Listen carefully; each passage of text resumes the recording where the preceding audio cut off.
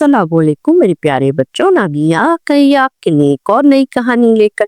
जो आज की कहानी से हमें सबक मिलता है कि बहन भाइयों का साथ एक बहुत बड़ी ताकत है। बच्चों, एक गांव में एक गरीब लकड़हारा अपने दो बच्चों फजर और फाइक के साथ रहता था। घर में बहुत गुर्बत थी, अक्सर घर में खाने की कमी रहती। एक दिन गरीब लकड़हारा लकड़ियां काटने जंगल में जा रहा था। ये दोनों बच्चे साथ हो लिए, लेकिन जंगल इतना घना था, लकड़हारा अपनी लकड़ियां काटने में मसरूफ हो गया और फजर और फाइक खेल में मसरूफ हो गए। शाम हो गई, वो खेलते खेलते घने जंगल में दूर निकल गए और रास्ते से अटक गए, रास्ता भूल गए। वो दोनों इधर उधर भटकते फिर रहे थे, भूख भी लग रही थी और प्यास भी।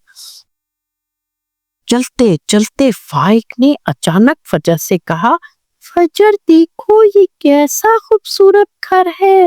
वो दोनों दौड़े दौड़े घर के करीब पहुंचे। फजर ने करीब पहुंचकर देखा तो उसके हैरत की इंतहा नहीं रही। फजर ने फाइक को कहा, देखो फाइक, पूरा घर चॉकलेट, बिस्किट, केक, मिठाई से बना हुआ है, चलो चलकर खाते हैं।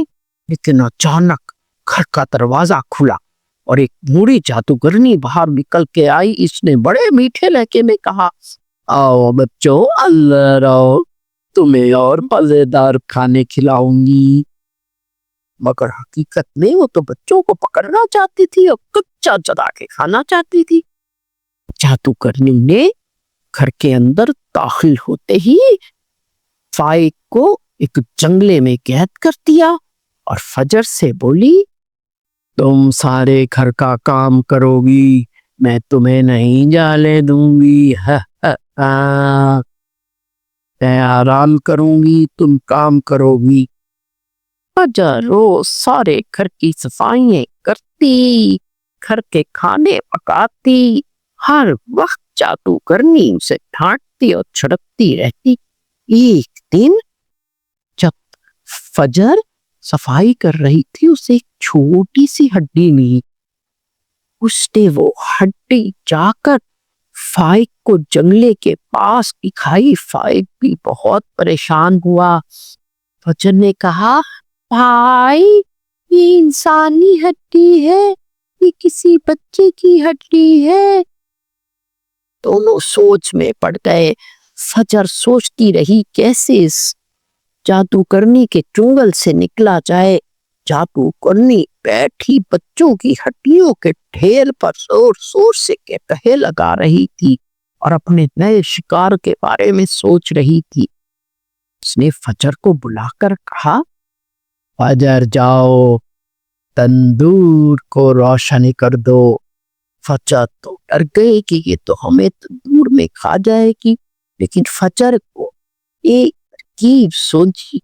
उसने जादूगरनी से कहा, मुझे तो तंदूर चलाना ही नहीं आता। जादूगरनी ने घूर कर फजर को देखा और फजर को लेकर तंदूर के करीब गई और तंदूर को रोशन कर दिया। जैसे ही उसने झुक के तंदूर को रोशन किया, फजर ने उसको तंदूर के अंदर टिक्का दे दिया और बाहर से दरवाजा बंद कर दिया। तेजी के साथ फजर ने फाइक को जंगले से बाहर निकाला। आग ढक चुकी थी, पूरा चॉकलेट वाला घर आग से चल रहा था। दोनों जंगल में निकल आए। तेजी से जंगल में रास्ता ढूंढते ढूंढते आखिर अपने घर पहुंच गए। उनके अब्बू उनका इंतजार कर रहे थे। उन्होंने अपने दोनों बच्चों को गले से लगाया और दोनों बच्चे खुशी खुशी अपने पापा के साथ घर में रहने लगे। उन्होंने जादूगरनी से अपनी अकल और समझ से आजादी हासिल कर ली। तो बच्चों, कैसी लगी मेरी कहानी?